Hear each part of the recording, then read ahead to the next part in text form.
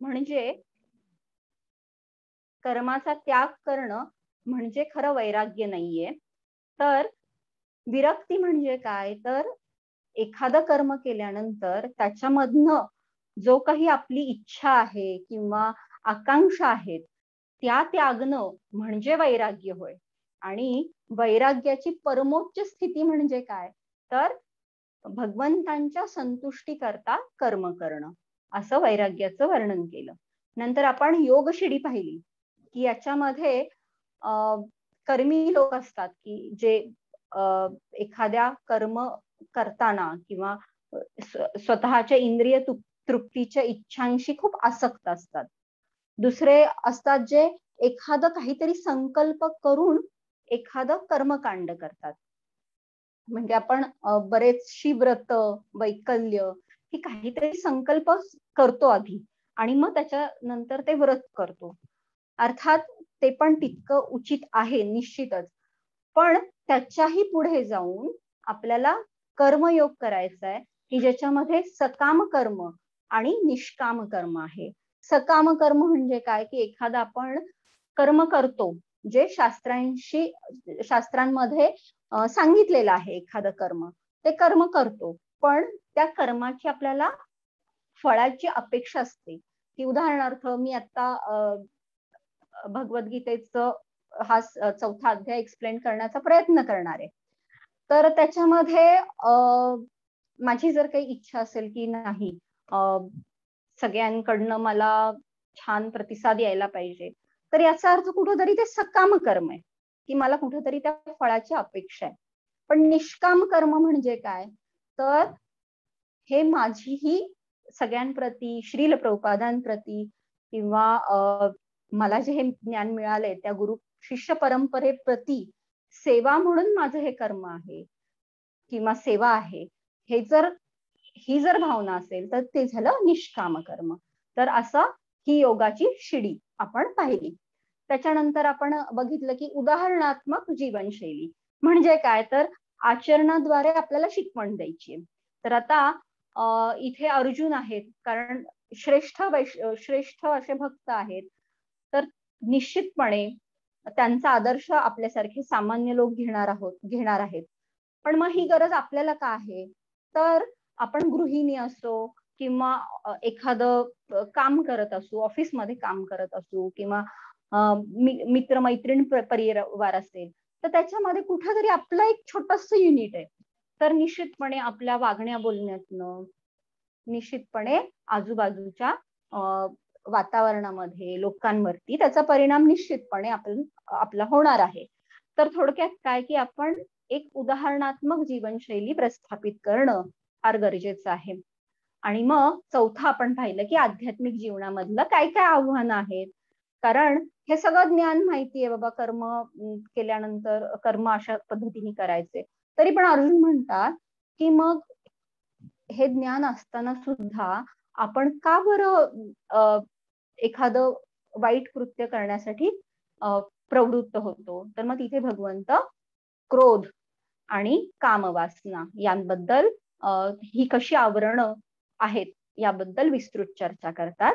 आणि मग त्याच्यानंतर सांगतात की इंद्रिय संयम, त्याच्यानंतर इंद्रियांवरती मनाचा नियंत्रण असणं गरजेचं आहे आणि मनावरती बुद्धीचं नियंत्रण असणं गरजेचं आहे आणि त्याच्या पुढे जाऊन आपल्याला आत्मज्ञान असणं महत्वाचं आहे. तर अशा पद्धतीने तिसऱ्या अध्यायाचा आपण एक छोटासा रिकॅप पाहिला. आता हा चौथा अध्याय आहे की ज्याच्यामध्ये भगवंत आता ही आवरण आहेत ना, ती आवरण दूर करण्यासाठी काय पाहिजे, तर ज्ञान पाहिजे. तर ज्ञान हवं आहे आणि ते ज्ञान जेव्हा आपण घेतो त्या ज्ञानानं युक्त कर्म जेव्हा करतो तेव्हा तो एक ज्ञानयुक्त कर्मयोग झाला आणि त्याच्यातनं सुद्धा निवृत्त होणं म्हणजेच ज्ञान कर्म संन्यास योग. तर आपण ह्याच्या पुढची पायरी या अध्यायामध्ये बघूयात. तर ह्याच्यामध्ये 4 विभाग केलेले आहेत. तर पहिला विभाग जो आहे तो श्लोक क्रमांक 1 ते 10 याच्यामध्ये आहे, ज्याच्यामध्ये शाश्वत ज्ञान दिलेलं आहे भगवंतांनी. दुसरं आहे ते 11 ते 15 श्लोक पर्यंत भगवंत काही गैरसमज दूर करतायत. 16व्या श्लोकापासून 24व्या श्लोकापर्यंत कर्मफळातून सुटका कशी करायची याबद्दल ते विस्तृत वर्णन करतायत.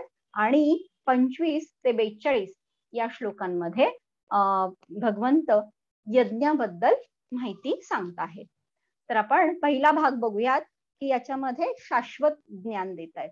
तर आपण दुसऱ्या अध्यायामध्ये पाहिलेलं आहे की आत्मज्ञान दिलेलं आहे भगवंतांनी, म्हणजे देहात्म बुद्धीच्या पलीकडे जाऊन मी शरीर नसून आत्मा आहे इथपर्यंत ज्ञान भगवंतांनी दुसऱ्या अध्यायामध्ये दिलेलं आहे. आणि या अध्यायामध्ये भगवंत काय सांगतायत तर तू आत्मा आहेस आणि हे जाणणं महत्वाचं आहे की भगवंत किंवा परमात्मा किंवा इथे भगवंत स्वतःच सांगतात, त्यामुळं मी म्हणजे भगवंत यांच्याशी ह्या आत्म्याचं काय कनेक्शन आहे, काय संबंध आहे, तर याबद्दलची ही विस्तृत माहिती आहे. त्यामुळे हे विशेष अशा पद्धतीचं ज्ञान आहे. बरं, हे ज्ञान आता आपण ही एक शिक्षण पद्धती आहे असं आपण एक लक्षात घेऊयात. तर आता शिक्षण पद्धती आहे म्हटल्यानंतर कुठलंही ज्ञान जेव्हा आपण घेतो तेव्हा देणारा असतो तिथं उपस्थित, बरोबर, घेणारा असतो. त्याच्यानंतर ती एक विशिष्ट रचना असते, ज्ञान पद्धती असते. त्याच्यामध्ये एक विशिष्ट विषय त्याचा एक विशिष्ट विषय असतो ज्याच्यावरती हे ज्ञान दिलं जातं आणि एक विशिष्ट पद्धतीने ते दिलं जातं. तर त्याच्यामध्ये देणाऱ्याचे, घेणाऱ्याचे आणि त्या पद्धतीचे काही विशिष्ट गुणधर्म पण असतात. तर ह्या सगळ्या प्रकारचं आपण याच्यामध्ये आता वर्णन पाहूयात. तर आता इथे स्वतः प्रत्यक्ष भगवंत उपस्थित आहेत जे अर्जुनाला ज्ञान देत आहेत, बरोबर. मग आता प्रत्येक वेळेस भगवंत उपस्थित आहेत पण आपल्याला ते दिसत आहेत का, तर असं मूर्त स्वरूपामध्ये नाही दिसत आहेत. मग आपल्या दृष्टीने हे कुठलंही ज्ञान हे प्राप्त करण्याचं काय पद्धत असू शकते, तर गुरु शिष्य परंपरा. म्हणजे आपल्या कुठल्याही ज्या आपल्या वैदिक ज्ञान जर बघितलं तर ते श्रुत्वा आणि स्मृत्वा या पद्धतीनेच गेलेले आहे. श्रुत्वा आणि स्मृत्वा म्हणजे काय की गुरु बोलतायत आणि विद्यार्थी ते ज्ञान ग्रहण करतायत ऐकून, आणि नंतर मग ते ग्रहण केलेलं ज्ञान हे विद्यार्थी पुढे जाऊन त्याचं आकलन करतात आणि मग परत पुढच्या विद्यार्थ्यांना जसं आहे तसं ते परत सांगतायत. तर अशा पद्धतीने श्रुती आणि स्मृती यांची निर्मिती झालेली आहे, ज्याच्यामध्ये श्रवण आणि स्मरण या पद्धतीने हे ज्ञान पुढं पुढं पुढं पुढं चालत गेलं. तर याच्यामध्ये काय महत्वाचं आहे तर परंपरा महत्वाची आहे, बरोबर. म्हणजे हे परम श्रेष्ठ जे विज्ञान आहे हे गुरु शिष्य परंपरेद्वारे प्राप्त करण्यात आलंय. आणि हे कुणी प्राप्त केलंय तर राजर्षींनी. राजर्षी म्हणजे काय की ज्यांच्यामध्ये जे संतजन आहेत आणि जे राज्यकर्ते आहेत, तर कशा पद्धतीने चांगल्या प्रकारे मी शासन करू शकतो याची माहिती घेऊन ह्या राजर्षींनी हे ज्ञान, म्हणजे त्यासाठी ह्या राजर्षींनी हे ज्ञान प्राप्त केलं. पण काय झालं की काळाच्या ओघामध्ये ही परंपरा कुठंतरी खंडित झाली. कारण आपण म्हणू शेवटी काळ हे सगळ्या गोष्टींचं एक महत्वाचा संस्कार आहे काळ हा, की ज्याच्यामध्ये नवीन गोष्टी निर्माण होतात, काही गोष्टी नष्ट होतात. आता हे खूप महत्वाचं ज्ञान आहे, म्हणजे परमश्रेष्ठ ज्ञान आहे. तर हे आपल्याला हे खंडित झालं, कुठंतरी परंपरा खंडित झाली, हे ज्ञान नष्ट नाही झालं, फक्त ते लुप्त झालं. लुप्त म्हणजे आपल्या नजरे आड गेलं. त्यामुळे हा श्लोक खूप महत्वाचा आहे. कुठला आहे हा श्लोक तर एवं परंपरा प्राप्तम इमं राजर्षयो विदु सकालेन महता योगो नष्ट परंतप.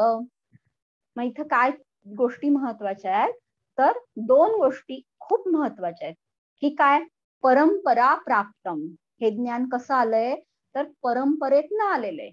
आणि हे कुणी ज्ञान प्राप्त करतंय तर राजर्षी प्राप्त करतायत. तर ह्या दोन गोष्टी खूप महत्वाच्या आहेत आपल्या दृष्टीने.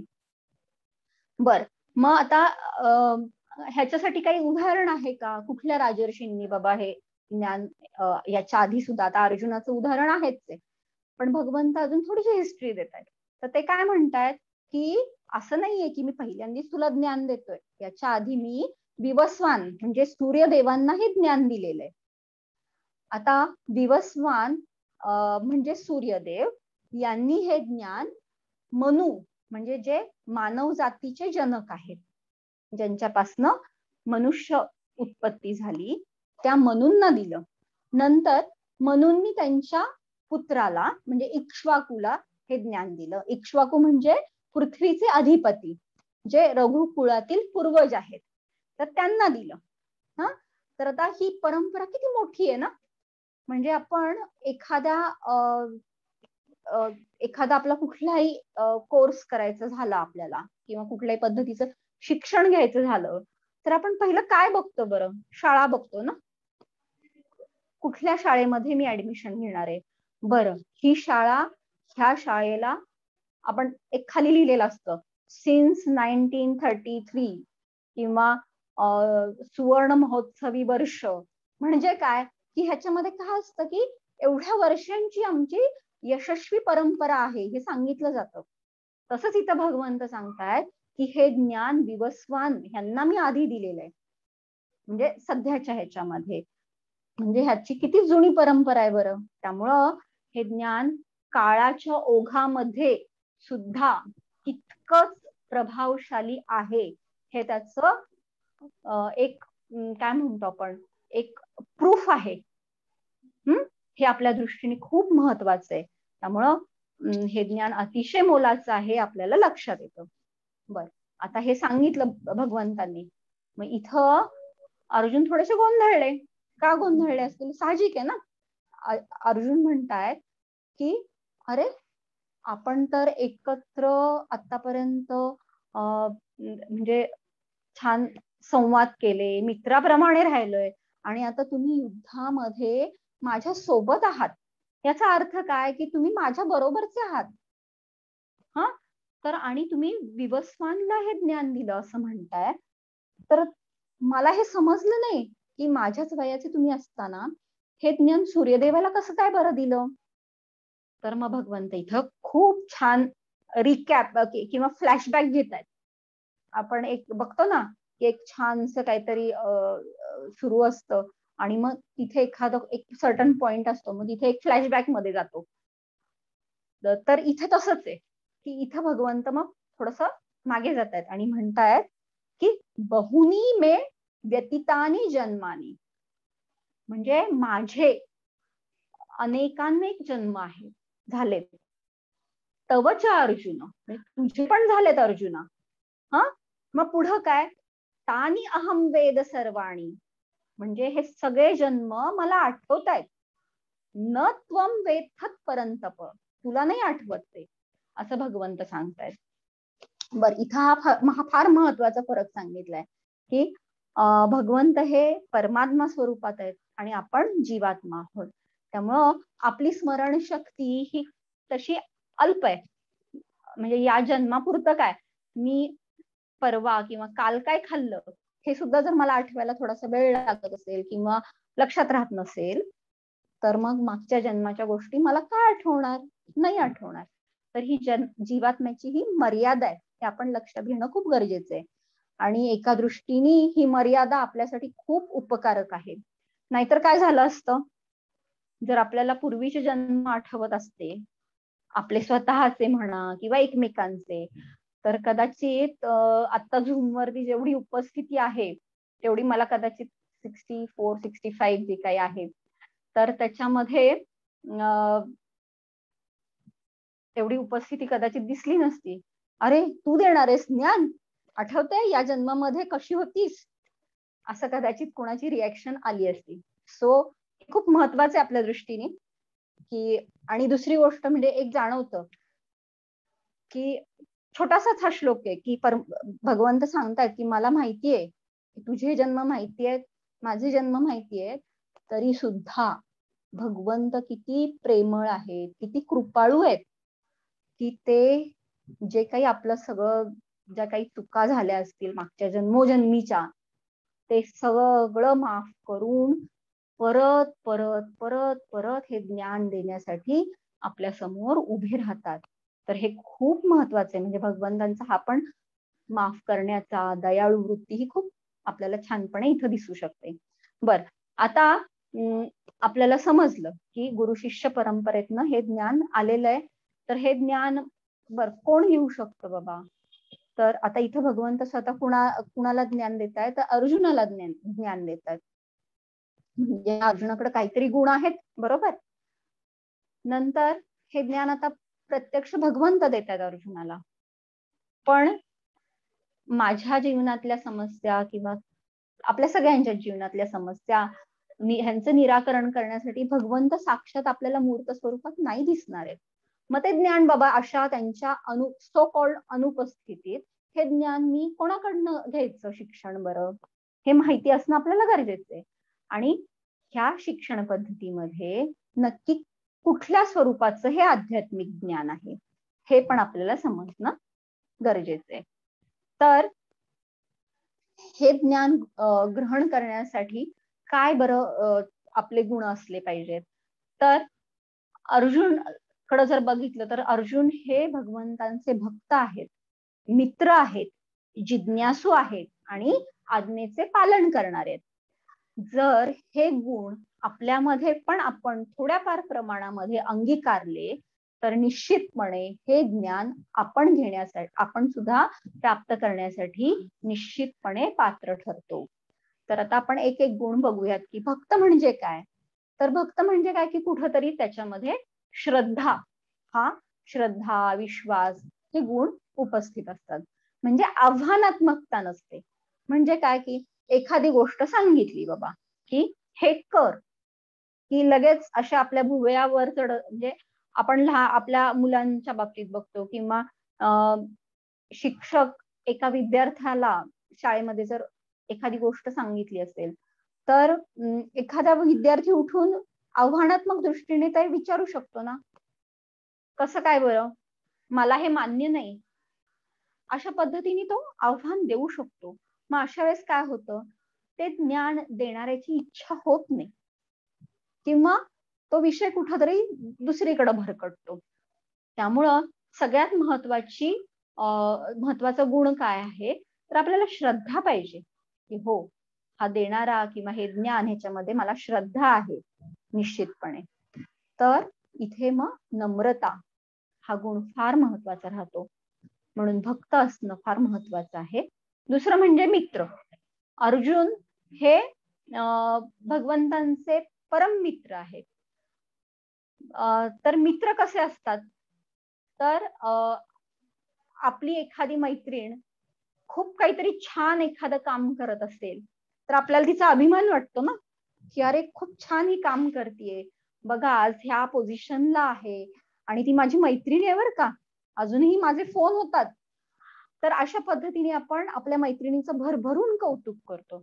इथं आपल्याला कुठं असं वाटत नाही की अरे ती आपल्या पुढं गेली किंवा काय आता मैत्रीण आहे म्हणून काय झालं, थोडस ह्याच्यामध्ये थोडासा डिस्टन्स निर्माण होतो का आपला? नाही, निश्चितपणे नाही. की आपली मैत्रीण उलट आपण अभिमानाने सांगतो. म्हणजे थोडक्यात काय की मित्र मैत्रीण म्हणलं की कुठंतरी आपला ईर्ष्या किंवा द्वेष ह्या गोष्टी निश्चितपणे बाजूला सरतात.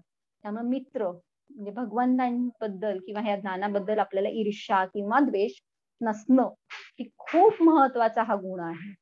तिसरं काय की आपण किंवा जिज्ञासू असलं पाहिजे. इथे सुद्धा अर्जुन अगदी जिज्ञासू वृत्तीने प्रश्न विचारतायत. असं नाहीये की बाबा त्यांना श्रद्धा आहे म्हणून ते शंकांना तसंच ठेवून ते भगवंत एक पहिल्यांदा सुरुवातीला म्हणलेत की बाबा युद्ध कर, तरी सुद्धा अर्जुनाने त्यांच्या मनातल्या शंका उपस्थित केल्या. हळूहळू एक एक पायरीवरती छोटे छोटे समर्पक प्रश्न विचारले आणि योग्य पद्धतीने बाबा मी कोण आहे, माझं उद्दिष्ट काय आहे, ह्या जन्मानंतर पुन्हा पुनर्जन्म काय आहे, ह्या सगळ्या गोष्टींची छानपणे त्यांनी प्रश्नार्थक दृष्टीने त्यांनी हे भगवंतांकडं विचारणा केली. आणि अशा संवादातून आपल्याला भगवद्गीतेचा सारखा महान ग्रंथ उपलब्ध झाला की ज्याच्यामुळे आपण आपल्या आयुष्याचं निश्चितपणे कल्याण करू शकतो. त्यामुळे ही जिज्ञासू वृत्ती ही खूप महत्वाची आहे. अंधश्रद्धा पासून आपल्याला स्वतःला वाचवून ठेवण्यापासून. आता चौथं म्हणजे आज्ञेचे पालन करणारा पाहिजे. म्हणजे आता हे सगळं पटलंय, मग भगवंत जे सांगतायत किंवा जे शास्त्रानुसार जे ज्ञान आहे किंवा शास्त्रांमध्ये जे काही उपदेश आहेत त्याच्यानुसार आपण कर्म करणं किंवा त्या उपदेशांचं पालन करणं हे आपलं काम आहे, बरोबर. त्यामुळे ह्या 4 गुणवत्ता फार महत्वाच्या आहेत. ह्या जर 4 गुणवत्ता असतील तर आपण भगवंतांनी निर्माण केलेल्या या शिक्षण पद्धतीमध्ये किंवा ही जी काही युनिव्हर्सिटी आहे त्याच्यामध्ये आपल्याला ऍडमिशन मिळू शकतं. त्यामुळे आपण निश्चितपणे या दृष्टीने प्रयत्न करूयात. बर, आता दुसरा भाग आहे की ज्ञान देणारा कोण आहे. म्हणजे आता सांगितलं इथं तर साक्षात भगवंत आहेत, पण मला प्रत्येक वेळेस भगवंतांची उपस्थिती असेल असं नाहीये ना. तर मग तिथे भगवंतांचे अधिकृत प्रतिनिधी उपलब्ध असतात. मग आता आपण ही छोटीशी गोष्ट समजून घेऊयात. आता जर मला म्हणजे मी डॉक्टर आहे, तर असं आहे का की बाबा युट्यूबवरनं बऱ्याचशा गोष्टी बघितल्या आणि लक्षात आलं की बाबा या आजाराचं निदान असं करायचंय, ह्याचे हे औषध आहे, आणि मग थोडेफार ग्रंथ तर उपलब्ध आहेत, मग त्यातनं मी वाचन केलं आणि लावला बोर्ड बाबा डॉक्टर दीपाली शिंदे. तर निश्चितपणे नाही. तर मला हे जे ज्ञान, भले ग्रंथ उपलब्ध आहेत पण तरी सुद्धा त्या ग्रंथांमधनं कशा पद्धतीने हे शिक्षण घ्यायचंय हे सांगणारं कुठली तरी चांगली युनिव्हर्सिटी, चांगली शिक्षण पद्धती, चांगलं कॉलेज हे आपल्याला महत्वाचं राहतं ना. म्हणून तर खाली येतं ना सिन्स 1933 किंवा एखादं हे अफिलिएटेड बाय दिस युनिव्हर्सिटी, अशा पद्धतीने आपण सगळ्या गोष्टी पाहतो आणि एका चांगल्या कॉलेजमध्ये किंवा ह्याच्यामध्ये ऍडमिशन घेतो. मग डॉक्टर होण्यासाठी एखादं मेडिकल कॉलेज असेल, लॉ शिकायचं असेल तर एखादं लॉ कॉलेज असेल, इंजिनिअरिंग करायचं असेल तर एखादं इंजिनिअरिंग कॉलेज असेल. तर याच्यामध्ये अशा पद्धतीने आपण पुढे पुढे जातो. तर आता याच्यामध्ये परंपरेतून आलेलं ज्ञान, मग आता हे महत्वाचं आहे की जर आपण भौतिक ज्ञान घेण्यासाठी एवढा सगळा विचार करतो, तर जे जीवनात महत्वाचं ज्ञान आहे किंवा ज्याच्यामुळं आपण आपल्या आयुष्यामध्ये परिवर्तन घडवू शकतो, असं हे दिव्य ज्ञान प्राप्त करण्यासाठी मी निश्चितपणे एक छानशी कुठली परंपरा आहे बाबा ह्याची मला चौकशी करणं गरजेचं आहे ना. की कोणीही सांगितलं एखादं छानसं ज्ञान आणि मला छान वाटलं म्हणून मग मी लगेच त्या शाळेमध्ये ऍडमिशन घेतलं असं होतं का? तर नाही, ते चुकीचं आहे ना.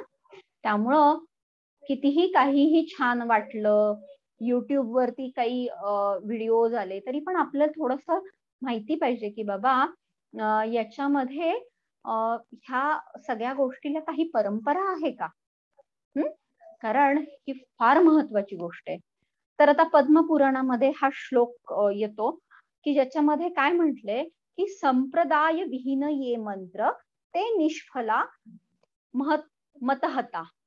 म्हणजे जो मंत्र परंपरेमध्ये येत नाही, भले भगवंतांचं नाव आहे, भले एखादं कुठलीही गोष्ट जी खरोखर शास्त्रांवरती आधारित आहे, पण जर समजा ती गोष्ट परंपरेमध्ये येत नसेल तरी तो मंत्र जरी मला माहित पडला तरी पण त्याचे परिणाम हे होत नाही. म्हणजे असा मंत्र जो परंपरेमध्ये येत नाही तो निष्फळ ठरतो. त्यामुळं कलियुगासाठी खास जे 4 संप्रदाय आहेत, तर त्या संप्रदायाला जे संस्थापक आहेत ते पुढे चालवण्यासाठी म्हणून काही अशा मुख्य व्यक्ती या संप्रदायामध्ये आल्या आणि मग हे ज्ञान पुढे पुढे चालत गेलं. तर आपण बघूयात की मुख्य 4 संप्रदाय कुठले. आता मुख्य कोण आहेत, तर भगवंत स्वतः आहेत की जे जगद्गुरु आहेत. तर ते प्रथम त्यांनी मग 4 परंपरा स्थापन केलेल्या आहेत. तर त्याच्यामध्ये पहिली आहे श्री परंपरा, नंतर दुसरी आहे ब्रह्म, नंतर शिव आणि 4 कुमार यांच्याद्वारे त्यांनी ते ज्ञान ह्या चौघांना दिलं.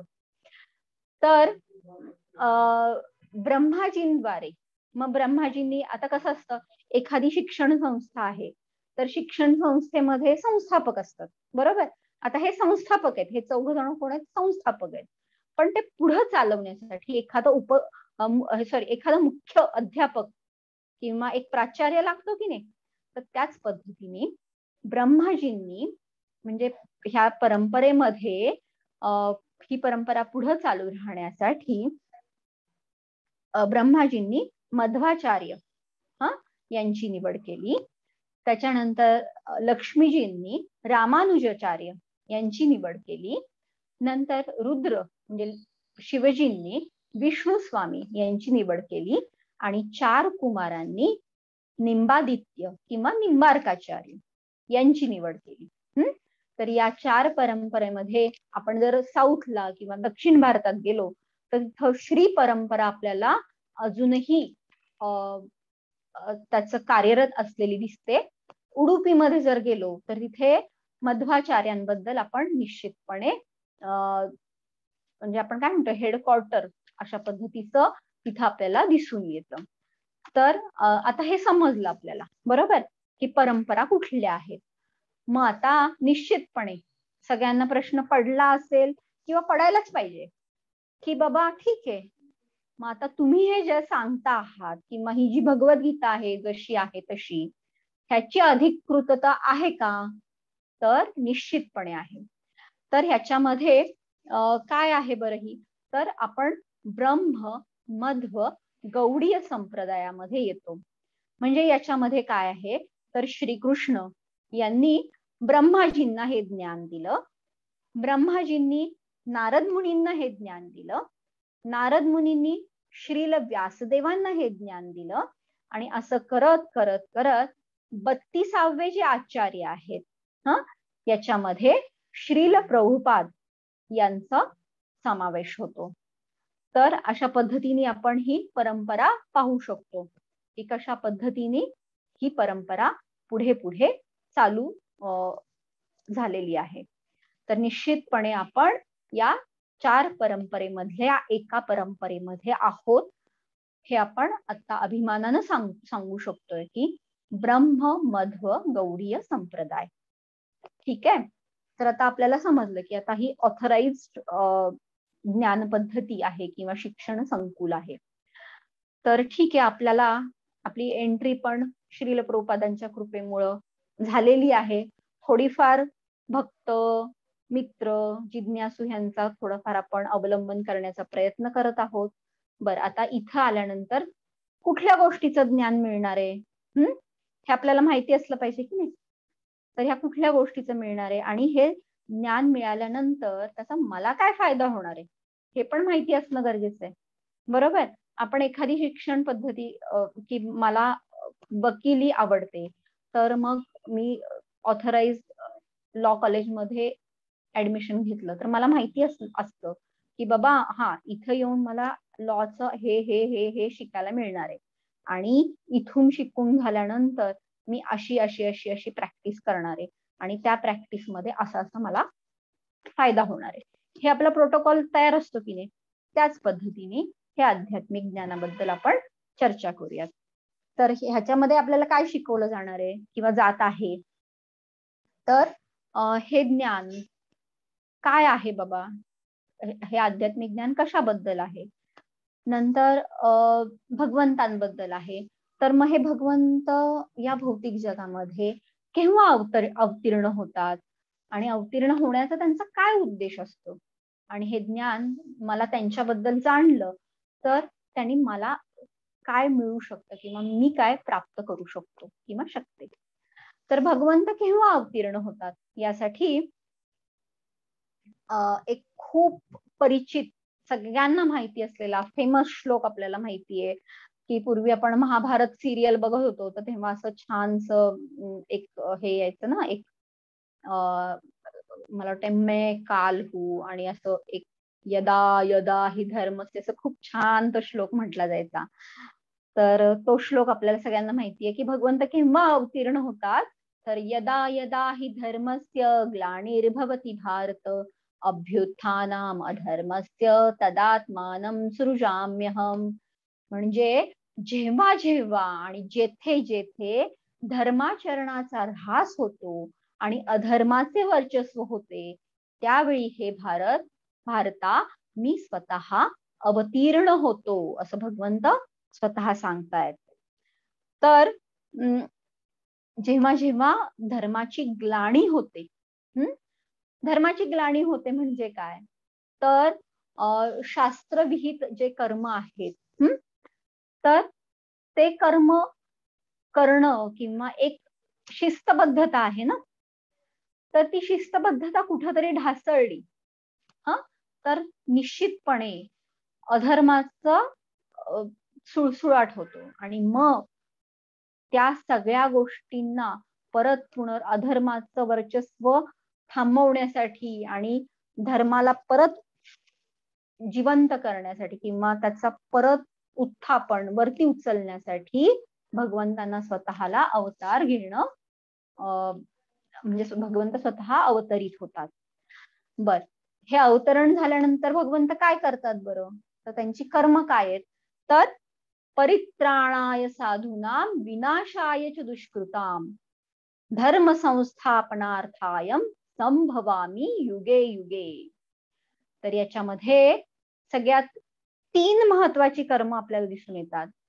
कुठली, तर परित्राणाय साधूनाम. तर साधू म्हणजे काय, साधू म्हणजे असं आहे का की फक्त भगवी कपडे परिधान केले किंवा जटा वाढवल्या म्हणजे साधू होणं असं आहे का, तर नाही. निश्चितपणे तुमच्यातले माझ्यातले असे कितीतरी सामान्य गृहिणी म्हणा किंवा लहान मुलं म्हणा किंवा वयोवृद्ध जे आपल्याला दिसताना सामान्य दिसतील, पण त्यांचं आचरण, त्यांचे विचार हे सगळे शास्त्रावर आधारित असणार आहेत किंवा त्या दृष्टीने निश्चितपणे एक प्रयत्न तरी असणार आहे. तर हे सगळे लोक हे साधू म्हणून आहेत आणि त्यांचं, अशा भक्तांचा, अशा साधूंचा उद्धार करण्यासाठी, तसंच दुष्कृताम, दुष्कृताम म्हणजे असं नाहीये की बाबा 2 सुळे आहेत, शिंग आहे आणि असा राक्षसाला नाश करण्यासाठी भगवंत येतात असं नाहीये. तर एक छानसा सूट बूट घातलेला मस्त फ्लुएंट इंग्लिश बोलणारा सुद्धा जर शास्त्राच्या विरुद्ध कर्म करत असेल तर तो निश्चितपणे दुष्ट वृत्तीचा असतो आणि अशा दुष्ट प्रवृत्तीचा नाश करण्यासाठी भगवंत अवतरित होतात. आणि ह्या 2 गोष्टी केल्यानंतर भगवंत काय करतात मग, म्हणजे ह्या 2 गोष्टी झाल्यानंतर काय होणार आहे, अर्थातच धर्माची पुनर्स्थापना होते आणि ह्या 3 प्रकारचे ही कर्म भगवंतांच्या अवतारामध्ये निश्चितपणे आपल्याला दिसू शकतात.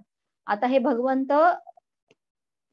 अनेक युगानुयुग हे सांगतायत की युगायुगांमध्ये मी अशा पद्धतीने ह्या 3 गोष्टींसाठी येतात. आपण ह्याच्यामध्ये बघितलं की भक्त प्रल्हाद, ह्याला हिरण्यकश्यपू म्हणजे त्यांच्या वडिलांपासून किती मोठा त्रास होता की बाबा तू विष्णूंचं नाव घेतोयस, चल तुला साप असलेल्या खोलीमध्ये डांबलं, तेलाच्या कढईत उकळत्या तेलाच्या कढईत टाकलं, उंचावरनं फेकण्याचा प्रयत्न केला, परंतु जे प्रत्येक वेळेस भगवंतांनी त्या छोट्या प्रल्हादचं रक्षण केलं आणि शेवटी जेव्हा हिरण्यकश्यपूनी ब्रह्माजींना काय वरदान मागितलेलं असतं की घरामध्ये नाही, बाहेर नाही, आकाशात नाही, जमिनीवर नाही, प्राण्यापासून नाही, ह्याच्यापासून नाही, म्हणजे इतक्या अटी घातलेल्या आणि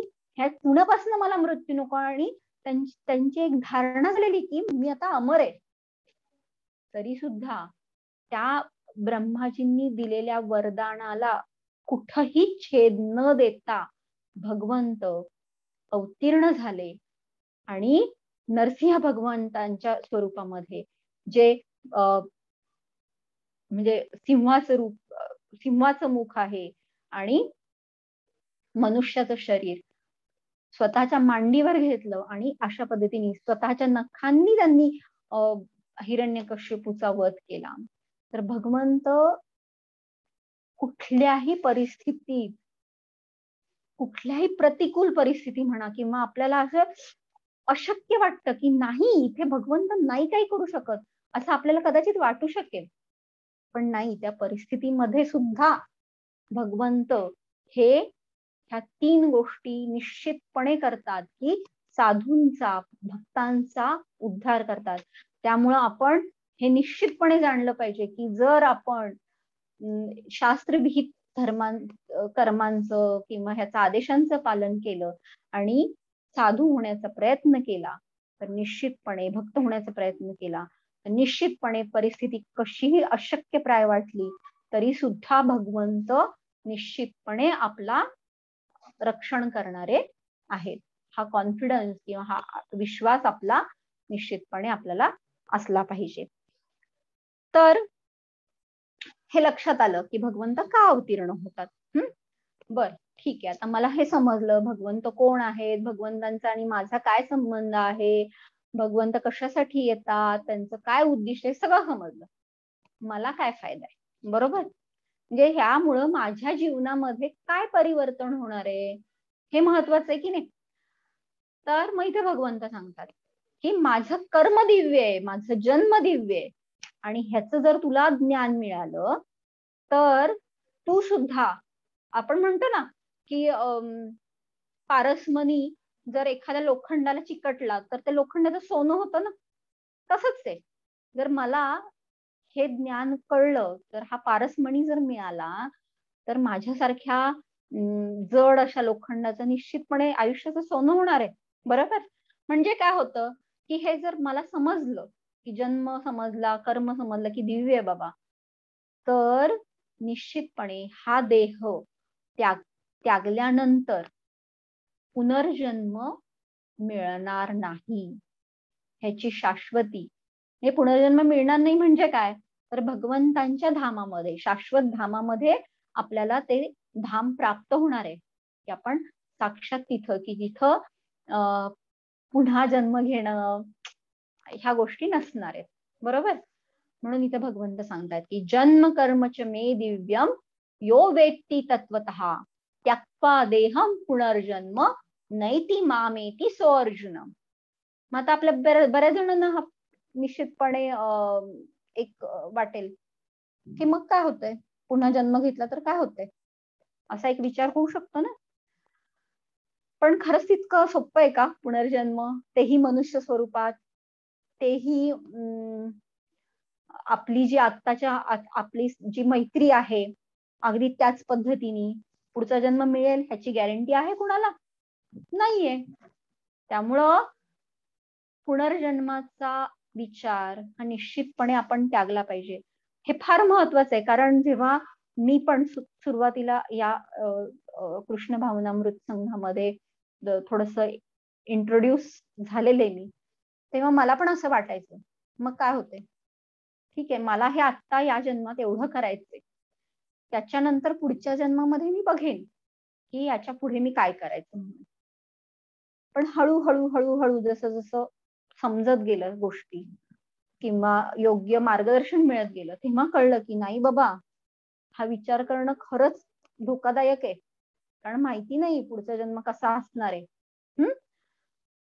आपण पाहतो मनुष्य योनीमध्ये सुद्धा कितीतरी प्रकारे आहेत, कितीतरी कष्टदायी जीवन आहे.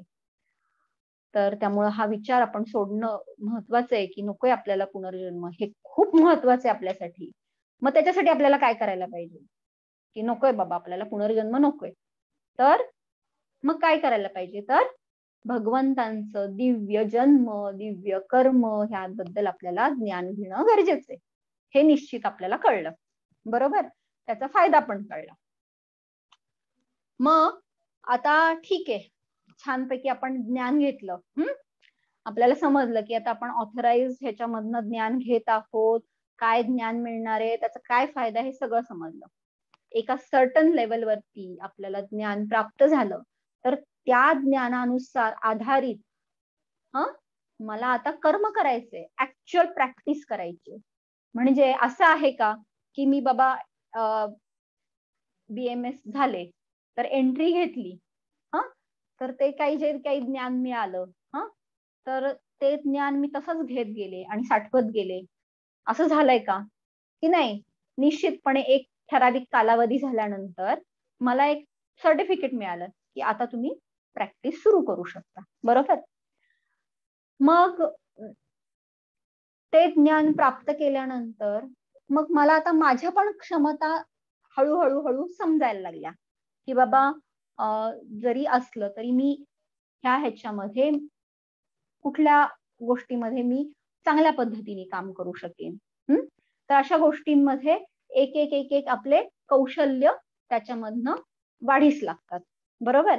म्हणजे आता थोडक्यात उदाहरण घ्यायचं झालं तर एक MBBS डिग्री मिळाली, त्याच्यानंतर MBBS डिग्री मिळाल्यानंतर लक्षात आलं एखाद्याला की नाही मी एक डोळ्यांच्या ह्याच्यामध्ये खूप छान काम करू शकतो. मग त्यांनी काय केलं, पुढचं एक्सेल करण्यासाठी ऑफ्थॅल्मिक डिव्हिजन हे केली. तिथं केल्यानंतर मग हळूहळू प्रॅक्टिस मध्ये अजून त्याच्यावरती आधारित जे काही ज्ञान मिळालं त्याच्यावरती अजून छान पद्धतीने शिकत गेले, वेळोवेळी मार्गदर्शन अजून लोकांचं घेत गेले. अशा पद्धतीने एक चांगला ऑफ्थॅल्मॉलॉजिस्ट किंवा नेत्ररोग तज्ञ समाजाचं कार्य करू शकतो, बरोबर. त्याच पद्धतीने दुसऱ्या फॅकल्टीमध्ये कोणी सर्जन होऊ शकतं. तसंच हे ज्ञान बेसिक आपल्याला प्राप्त झाल्यानंतर आपण काय करणार की आपल्या स्वभावानुसार कर्म करत जाणार आहे, बरोबर. स्वभावानुसार कर्म करत जाणारे म्हणजे काय, की आपण पाहिलं की माझी जर टेंडन्सी ही एक ठराविक गोष्ट म्हणजे ज्ञान किंवा आता हे आपण जस्ट झूम मधलं बघूयात की आताच जे आपण भगवद्गीतेची चर्चा करत आहोत, ठीक आहे. भलेही मला एक सेवा देण्यात आलेली आहे की तुम्हाला जे काही ह्या परंपरेतून शिकलाय तर ते तुम्ही इतरांना वाटण्याचा प्रयत्न करा, देण्याचा प्रयत्न करा, ही सेवा झाली. बरं, मी ठरवलं की मला ह्याच्यावरती मला आता बोलायचंय, पण तुमच्यासारख्या मैत्रिणीच जर नसतील तर मग मी कोणाशी बोलणार, बरोबर ना. म्हणजे देणारा एक एंड लागतो, घेणारा एक एंड लागतो. बर, आपण आहोत इथं, सगळं रेडी आहे, मटेरियल किंवा ज्ञान उपलब्ध आहे, पण मध्येच न जाणो इंटरनेटचं कनेक्शन गेलं, किंवा फोनचे चार्जिंग संपलं, किंवा बाबा कनेक्शनचं काहीतरी झूमचं हे मेडिएटर लागतं तेच इन्स्टॉल नाही केलं. मी फक्त गोष्टी सांगते, किंवा म्हणजे याचा अर्थ या टेक्निकल गोष्टी ज्या आहेत त्या सांभाळण्यासाठी पण कोणीतरी लागतं ना, बरोबर. नंतर आता आपल्याला सगळ्यांना माहितीये की झूम म्हटलं की एक 40 मिनिटाची फ्री सर्व्हिस असते, आणि आता आपल्याला तर दर सोमवारी हा क्लास घ्यायचा आहे. तर याचा अर्थ 40 मिनिटामध्ये मग मी परत तुम्हाला सांगणार का की परत बाबा जॉईन हो, मग त्याच्यामध्ये ती कन्सिस्टन्सी नाही राहणार. म्हटल्यानंतर आपल्याला थोडस जास्त ह्याचं पॅकेज घेणं गरजेचं आहे, हो की नाही. मग जास्त लोकांना सामावून घेण्यासाठी मग किमान 100, 200, 500 जे काय आहे तर हे पॅकेज घेणं गरजेचं आहे. मग त्याच्यामध्ये काय लागणार आहे, तिथं मग लक्ष्मी किंवा पैशांची गरज पडणार आहे. मग अशा पद्धतीने कोणीतरी ह्या पद्धतीचं पॅकेज उपलब्ध करून देणं हे गरजेचं राहतं. म्हणजे आपण हा एक ज्ञानाचं जे काही चर्चा घडवण्यासाठी सुद्धा किती हेड्स काम करतायत, किती पद्धतीने सेवा करतायत. तर त्याच पद्धतीने जेव्हा भगवंत हे कर्म करायला सांगतायत, तेव्हा भगवंत पण म्हणतायत की असं नाहीये की बाबा तुम्ही ज्ञान देतच राहिलाय आणि ज्ञान ग्रहणच करत राहिलाय, असं नाहीये. ह्याच्यामधनं तुम्हाला खाण्यापिण्याची व्यवस्था तुमची बघितली जाणं महत्वाचं आहे, किंवा तुमच्या काही गोष्टींना, छोट्या मोठ्या गोष्टी असतील की ज्या तुम्हाला कदाचित नाही हे करता येणार, सांभाळता येणार, त्याच्यासाठी कुणाची तरी अजून मदत लागणार आहे. त्यामुळं भगवंत 4 वर्ण स्थापन करतायत, ज्याला वर्ण, वर्णाश्रम असं म्हणू शकतो. हे कुठले 4 वर्ण आहेत? तर ज्याच्यामध्ये ज्ञान देणारे असे ब्राह्मण आहेत. पुन्हा हे सगळं जे ज्ञान चाललंय, ज्ञानयज्ञ चाललाय, त्याचं रक्षण करण्यासाठी क्षत्रिय आहेत. या सगळ्या ह्याला कुठंतरी अन्न पाण्याची व्यवस्था करणं गरजेचं राहतं. तर त्यामुळं अन्न पाणी, लक्ष्मी किंवा पैसे पुरवण्यासाठी आपण म्हणतो ना की वैश्य यांची आवश्यकता राहते. आणि जे गोष्टी टेक्निकल छोट्या छोट्या आहेत की जिथे हे तिघं सुद्धा फारसे काम करू नाही शकणार, तिथं मग ह्या छोट्या छोट्या गोष्टी करण्यासाठी लेबर क्लासची गरज लागते, त्याला क्षुद्र म्हटलेलं आहे. बरोबर. ह्या 4ही गोष्टी जेव्हा चांगल्या पद्धतीने काम करतील तेव्हा ती समाज रचना अतिशय उत्कृष्ट अशा पद्धतीची असते. आणि ह्या हे 4ही वर्णाश्रम हे एकमेकांवर अवलंबून आहेत. आणि हे 4ही वर्णाश्रम किंवा वर्ण हे अत्यंत गरजेचे आणि तितक्याच तोलामोलाचे आहेत, हे आपल्याला समजणं खूप गरजेचं आहे. कारण आपण समाजामध्ये सुद्धा पाहतो, काही लोक प्रशासनामध्ये चांगली असतात, हो की नाही. काही लोक ज्ञान देण्यामध्ये चांगली असतात, काही लोक बिझनेस माइंडेड असतात. म्हणजे जिथं व्यवहारिकता बघितली जाते. कारण बऱ्याचदा आपण बघतो की ज्ञानी लोक हे थोडेसे व्यवहारिकतेला थोडेसे कमी पडतात. मग तिथे बॅलन्स करायला व्यावहारिक दृष्टीचा एक चांगला भक्कम माणूस लागतो. आणि ज्या छोट्या मोठ्या गोष्टी पण महत्वाच्या आहेत, तर त्या सांभाळण्यासाठी एक लेबर क्लास किंवा असा समाज लागतो. तर ह्या खूप महत्वाच्या गोष्टी आहेत. त्यामुळं इथं आपण लक्षात घेतलं पाहिजे की ह्या भगवंतांनी स्थापित केल्यात, पण सगळ्यात महत्वाचं भगवंत काय म्हणतायत? चातुर्वर्ण्य महाप्रोक्तम गुण कर्म विभागशः. म्हणजे काय? तर ह्या 4 पद्धती कशावर अवलंबून आहेत? तर गुण आणि कर्मावर अवलंबून आहेत. ना की मी एका ब्राह्मण कुळात जन्म झालाय म्हणून मी ब्राह्मण आहे, असं नाही. माझे जर गुण, माझे जर कर्म हे ब्राह्मण समाजासारखे असतील तर खऱ्या अर्थानं मी ब्राह्मण आहे. अदरवाईज जन्माने प्रत्येक मनुष्य हा क्षुद्र आहे. आणि मग गुण आणि कर्मानुसार तो वैश्य ठरतो, तो ब्राह्मण ठरतो, तो क्षत्रिय ठरतो. तर हे पाहणं खूप गरजेचं आहे. आपण एक छोटंसं अजून एक उदाहरण घेतलं तर लक्षात येईल की आपण म्हणतो ना की सैनिक हे युद्ध करतायत सीमेवरती म्हणून आपण सुरक्षित आहोत. तर सैनिक युद्ध करतात म्हणल्यानंतर आपल्या डोळ्यासमोर काय येतं की 2 सैनिक युद्ध करतायत. पण असं आहे का? नाहीये.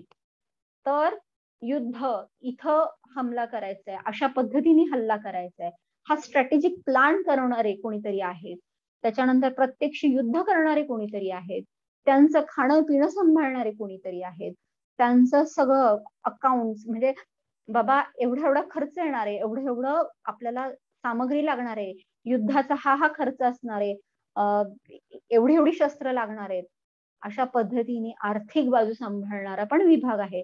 अशा पद्धतीने कुठलंही कर्म घ्या, या 4 वर्णाश्रम ही व्यवस्था एकत्रितरित्या जेव्हा चांगल्या पद्धतीने काम करते तेव्हा ते कार्य सफल होतं. म्हणून चांगली समाज व्यवस्था असण्यासाठी हे 4 वर्णाश्रम असणं खूप महत्वाचे आहेत, आणि जे गुण आणि कर्मावरती ठरतात. म्हणजे आपण जर उदाहरण बघितलं तर परशुरामजी हे जरी ब्राह्मण असले तरी त्यांचा मूळ स्वभाव हा क्षत्रिय होता. त्यामुळं ते क्षत्रियासारखे म्हणजे ते क्षत्रिय म्हणून आपण त्यांना पाहू शकतो. तर अशा पद्धतीने राहू शकतं. तर आता आपल्यासाठी काय महत्वाची शिकवण आहे बाबा, की माशाची जर टेंडन्सी पोहण्याचीच आहे, तर माशाला आपण झाडावर चढण्याचा आग्रह केला तर चुकीचं ठरतं की नाही, बरोबर? तसंच आपला पण स्वभाव काय आहे, आपली टेंडन्सी काय आहे, नॅचरल स्वाभाविक टेंडन्सी काय आहे, की जिथे मी चांगल्या पद्धतीने काम करू शकते, हे महत्वाचं आहे, की ज्याच्यानुसार आपण आपल्या करिअरचा किंवा आपल्या मुलांच्या बाबतीत सुद्धा एक करिअरची किंवा आयुष्याची आपण दिशा ठरवू शकतो, की जी गुण आणि कर्मावरती अवलंबून आहे, ना की माझे आई वडील डॉक्टर आहेत म्हणून मी सुद्धा डॉक्टरच व्हायला पाहिजे, असं नाहीये. तर निश्चितपणे ते एक पोषक वातावरण आहे घरामध्ये, पण जर माझी टेंडन्सी ही कुठंतरी ग्रह तारे यांमध्ये मी जर रमत असेल, तर निश्चितपणे त्या दृष्टीने खगोलशास्त्र किंवा या पद्धतीने विचार करायला काहीच प्रॉब्लेम नाहीये, बरोबर?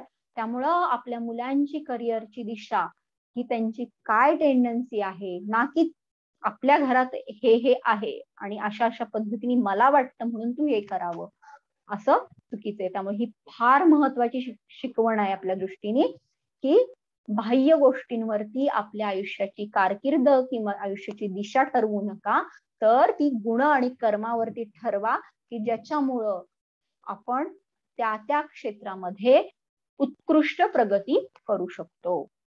तर हा महत्वाचा भाग आपल्याला याच्यामध्ये समजला.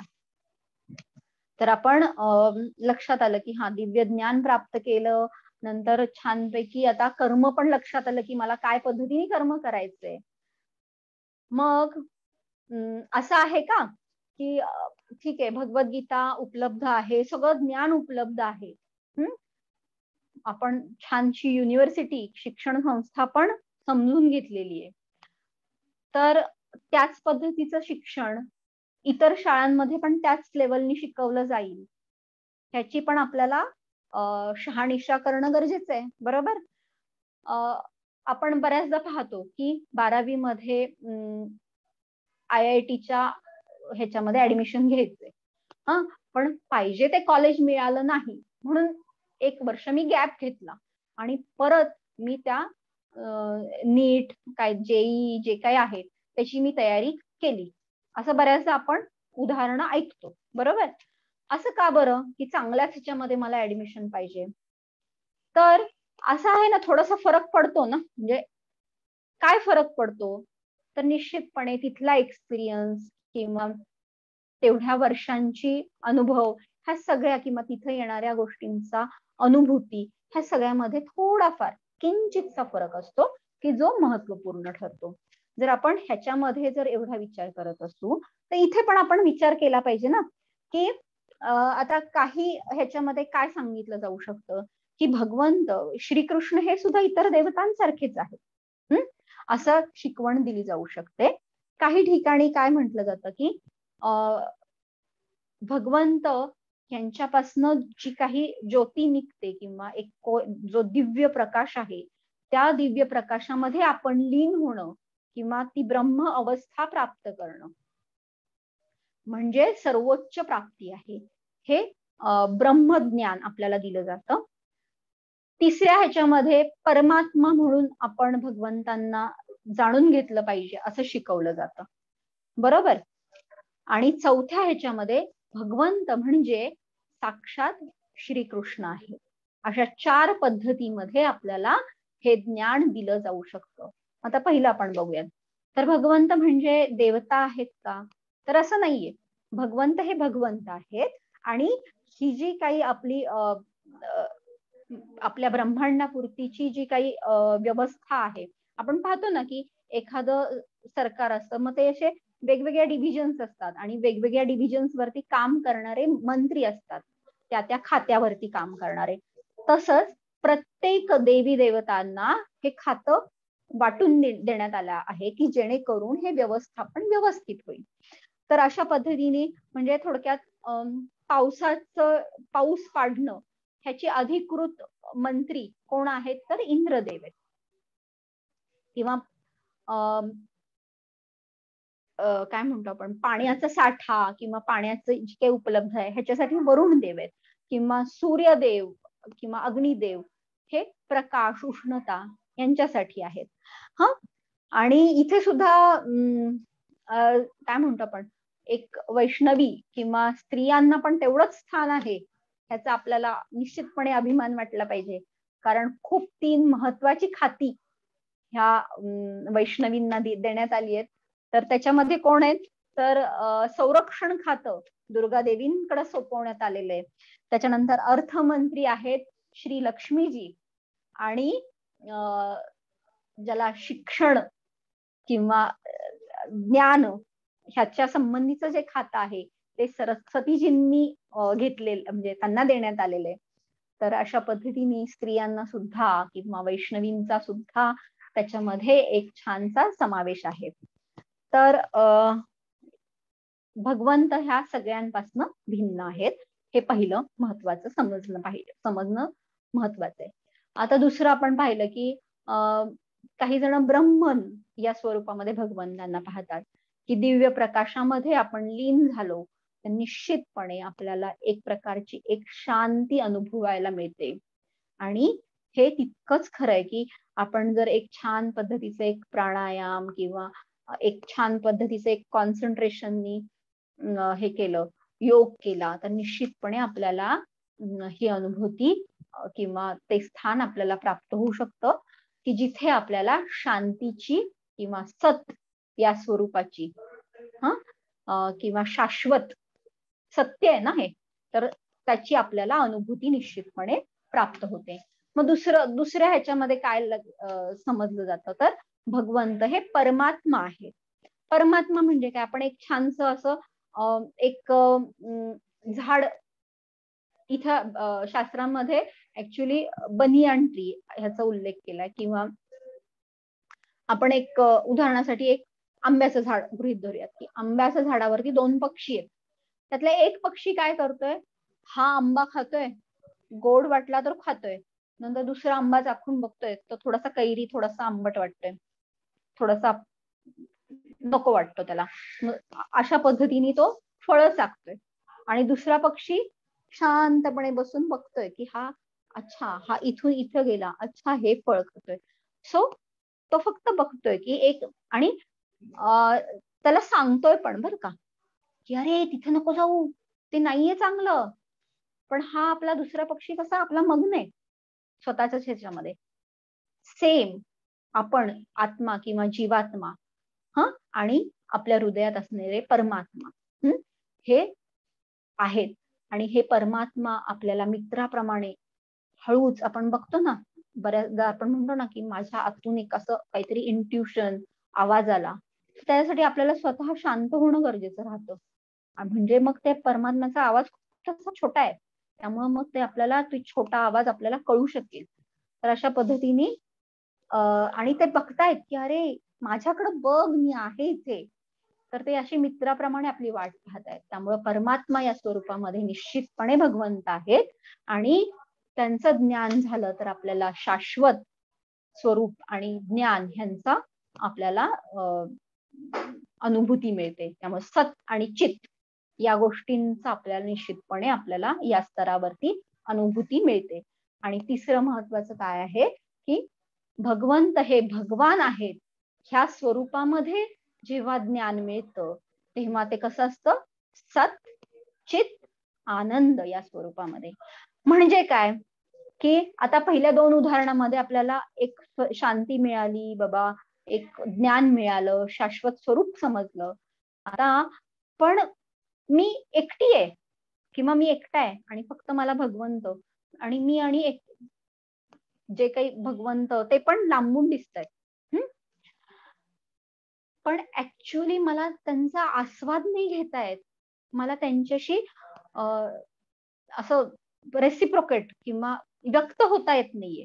म्हणजे एक छानसा डोंगर दिसतोय आणि तो लांबून मला असं छान वाटतोय, पण जसं मी जवळ जवळ जवळ जवळ जातीये तेव्हा लक्षात येतं की बापरे, हा एवढा मोठा आहे आणि इथं फक्त डोंगर नाहीये, की इथे खूप सारी झाडं आहेत, त्याच्यावरती किलबिलाट करणारे पक्षी आहेत. मग ऍक्च्युअल त्या डोंगरावरती चढण्याचा किंवा त्या ऍक्च्युअल इथल्या वातावरणाचा आपण आनंद घेऊ शकतो. तसंच भगवंत हे त्यांच्याशी आपण भगवंतांना कदाचित मी भगवंतांना असं वाटतंय की भगवंत आहेत तर ते माझ्यासाठी छोटे आहेत, की बाबा मी त्यांना छानसं सजवावं, त्यांची खूप छान खाण्यापिण्याची काळजी घ्यावी. तर अशा वात्सल्य भावामध्ये किंवा एका आईचं मुलावर कसं प्रेम करू शकते, त्या पद्धतीने मला व्यक्त होता यावं, असं आपल्याला कथा वाटू शकतं. कुणाला काय वाटू शकेल, की नाही मला भगवंतांच्या गळ्यात हात घालून असं मित्राप्रमाणे चर्चा करायला आवडेल. तर असं मित्रवत व्यवहार असला पाहिजे, असं एखाद्याला वाटू शकतं.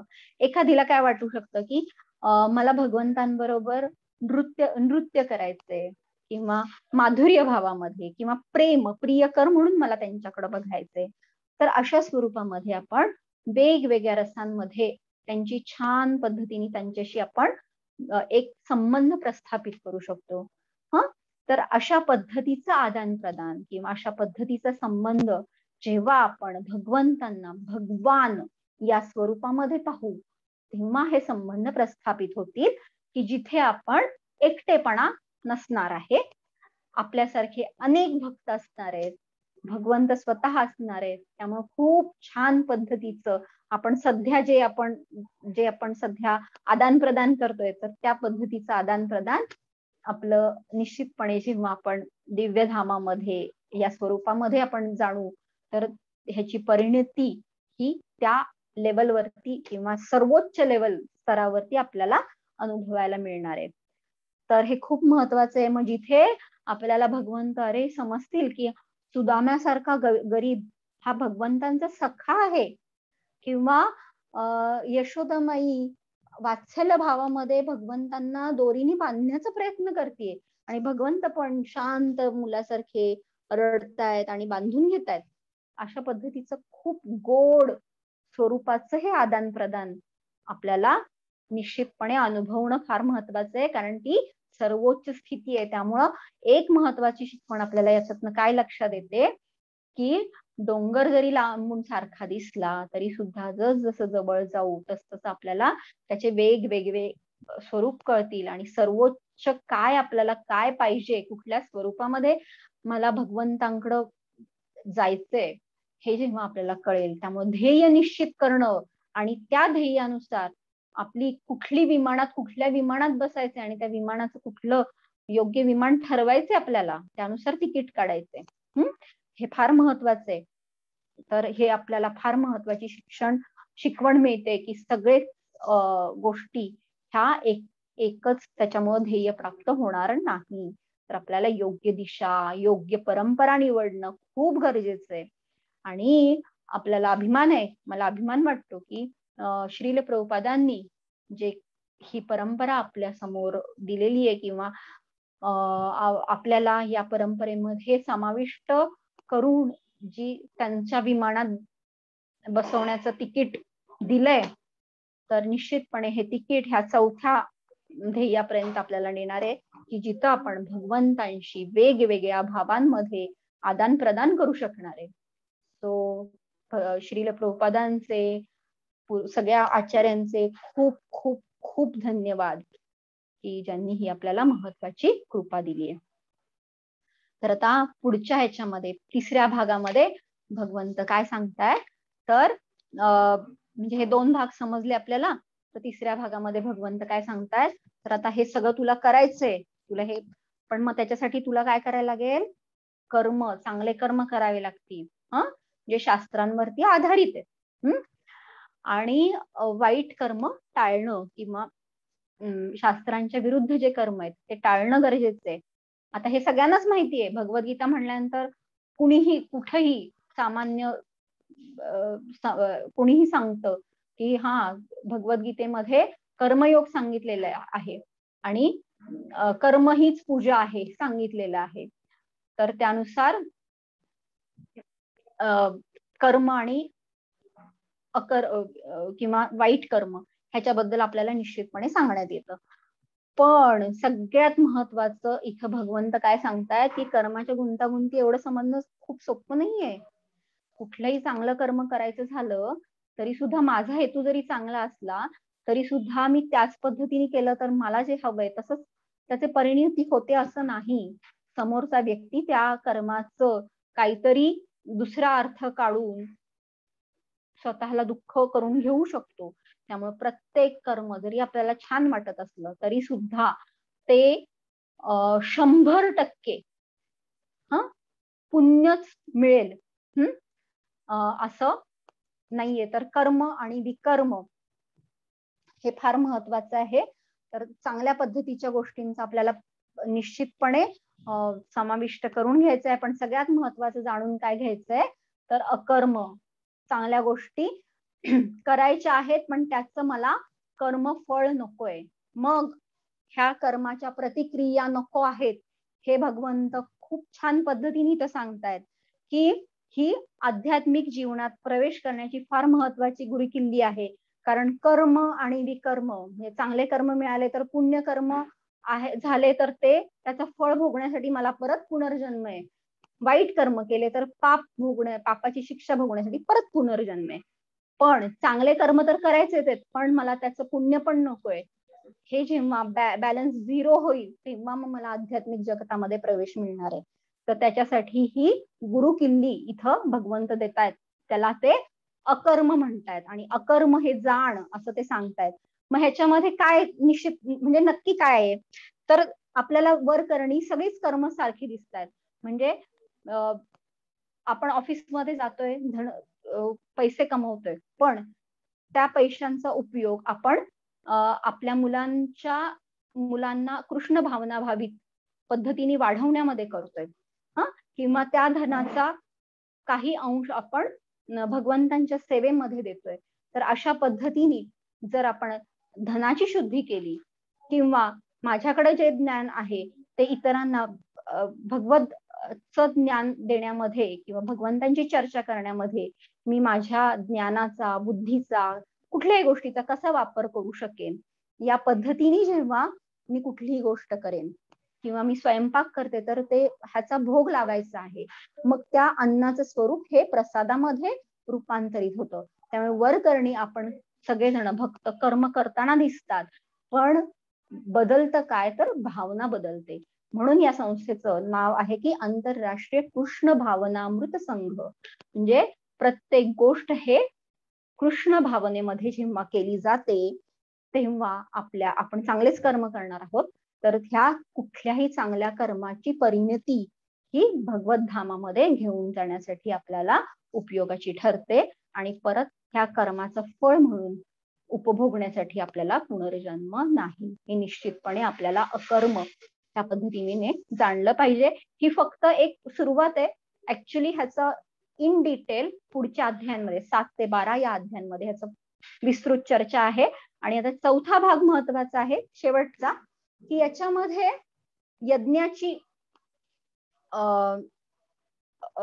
यज्ञाबद्दल सांगितलेलं आहे.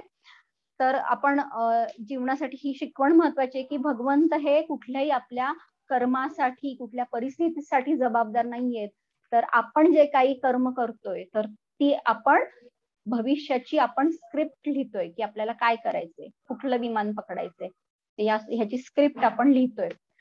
तर त्याच दृष्टीने हे समजणं गरजेचं आहे की आपल्या जीवनामध्ये चांगले परिस्थिती असू देत, वाईट परिस्थिती असू देत, याच्यासाठी आपण पूर्वी केलेले कर्मच जबाबदार आहेत. भविष्यामध्ये जे काही होणार आहे त्याच्यासाठी आत्ता जे आपण कर्म करत आहोत ते जबाबदार आहेत. सो भगवंत ह्याच्यासाठी जबाबदार नाहीत. ही आपल्याला महत्वाची शिकवण यातनं मिळतीये. त्यामुळे आपण कशाचा आग्रह धरला पाहिजे, अकर्माचा, म्हणजेच कृष्ण भावना भावित कर्मांचा. तर ह्या इथपर्यंत आपण तिसरा भाग संपवलाय. आता चौथा भाग आहे की याच्यासाठी आता ठीक आहे कळलं की ज्ञान आहे, हे आहे, सगळं आहे. मग आता मला ह्याच्यासाठी काहीतरी त्याग करायला पाहिजे, काहीतरी चांगल्या गोष्टींचा त्याच्यामध्ये चांगल्या गोष्टी समाविष्ट केल्या पाहिजेत. म्हणजे थोडक्यात काय की मला यज्ञ केला पाहिजे. यज्ञ म्हणजे काय असतं तर शरीर, मन, इंद्रिय यांना संयमित करून शुद्ध अशा स्वरूपाच्या चेतनेमध्ये जेव्हा आपण चांगल्या चांगल्या गोष्टींच्या आहुती देतो आणि वाईट गोष्टी बाजूला करतो, तेव्हा तो यज्ञ असतो. तर आपल्याला पण हा यज्ञ करायचा आहे, जो शारीरिक स्तरावरती आहे, मानसिक स्तरावरती आहे, बौद्धिक स्तरावरती आहे. तर हा यज्ञ कसा करायचा, ह्याच्यासाठी काय करायला पाहिजे, तर आध्यात्मिक गुरूंकडे जाऊन आपल्याला त्यातलं तत्व जाणण्याचा प्रयत्न केला पाहिजे. म्हणजे तद्विधी प्रणिपातेन परिप्रश्नेन सेवया. बरोबर. हे फार महत्वाचं आहे की नम्रतेने आपण गुरूंना शरण जायला पाहिजे, नम्रपणे. बरं, नुसतं असं नाहीये की गुरूंकडे गेलंय म्हणल्यानंतर ते सांगतील त्याचं आपण अंधानुकरण केलं पाहिजे, निश्चितपणे नाही. तर नम्रपणे त्यांना प्रश्न विचारले पाहिजेत, ना की आव्हानात्मक दृष्टीने. नम्रपणे त्या प्रश्न विचारले पाहिजे, शंकांचं निरसन केलं पाहिजे, त्यांची योग्य पद्धतीने सेवा केली पाहिजे. आणि अशा पद्धतीने केल्यानंतर मग जे तत्वदर्शी म्हणजे हे जे ज्ञानी आहेत, ते आत्मसाक्षात्कारी हे जे व्यक्ती आहेत, ते आपल्याला हे ज्ञान प्रदान करू शकतात. कारण त्यांनी ते तत्वदर्शी आहेत, कारण त्यांनी हे तत्व जाणलेले. त्यामुळं ही पुढची पायरी फार महत्वाची आहे की तद्विधी प्रणिपातेन परिप्रश्नेन सेवया.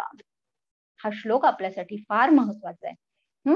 तर मग अशा गुरूंकडे गेल्यानंतर मग ते काय करतात, तर आपल्याला यज्ञ शिकवतात ना, एक प्रकारचं ट्रेनिंग देतात.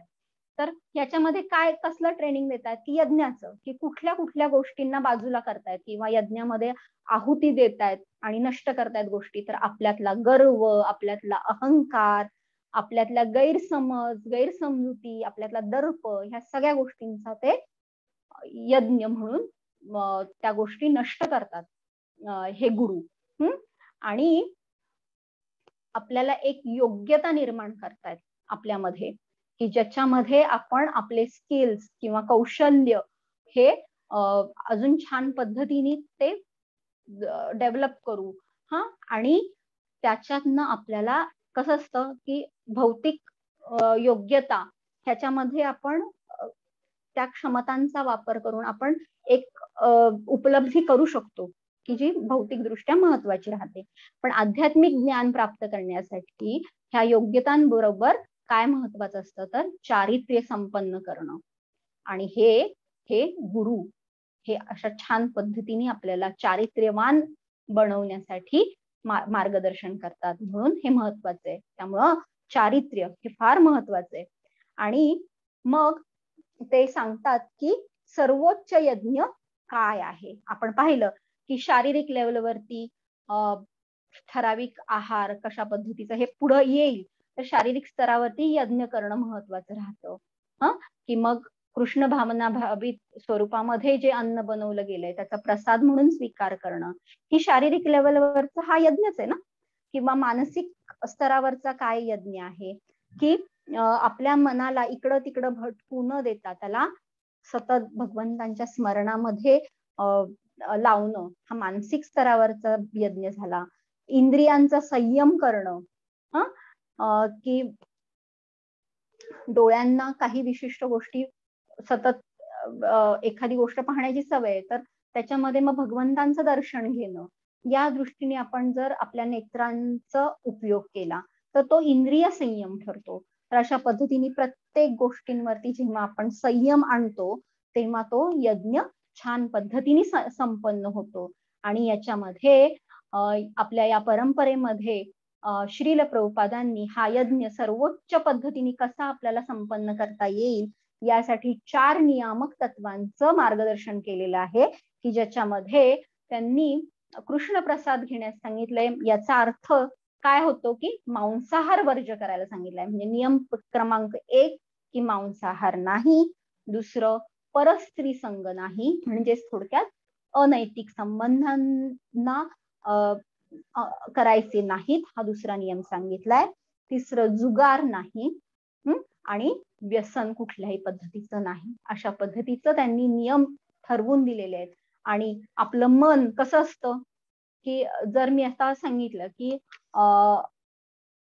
माझ्या मनामध्ये निळा रंग नाही आणायचा आहे आणि असे मी डोळे बंद केले तर माझ्या मनामध्ये काय येईल बरं? निळा रंगच येईल, हो की नाही? तर तशा पद्धतीने जर आपण मनाला सांगत गेलो की ही गोष्ट नाही करायची, हे असं करायचंय, ते तसं करायचंय, तर ते तसं होत नाही. मन हे माकडाप्रमाणे, मरकटाप्रमाणे चंचल असतं, इकडून तिकडे तिकडून तिकडे. मग त्याला नियंत्रण करायचं, तर मग त्याच्यासाठी सगळ्यात महत्वाचं काय आहे की हरे कृष्ण कृष्ण कृष्ण हरे हरे, हरे राम राम राम हरे हरे.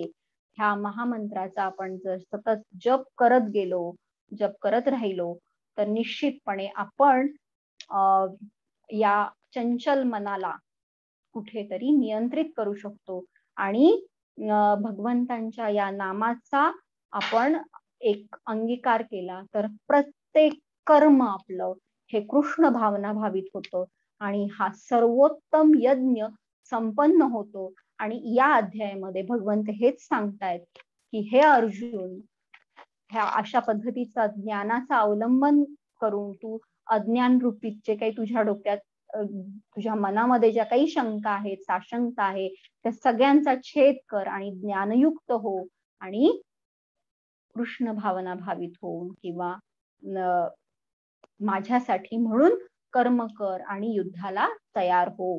अशा पद्धतीने भगवंत इथे या गोष्टीचा उहापोह करतात.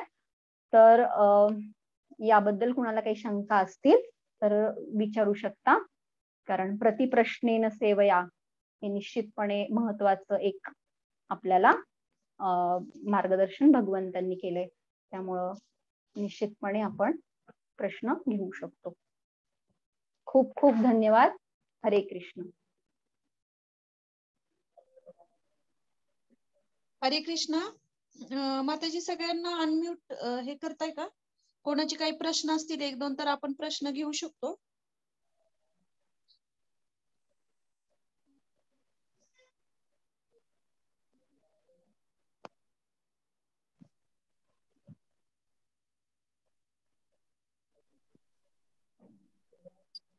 थँक्यू. मी जरा सेटिंग चेंज करते तुम्हाला परत सगळ्यांना. दीपाली मॅडम तुम्ही अनम्यूट व्हा आणि कुणाला काही प्रश्न असतील तर विचारू शकतात.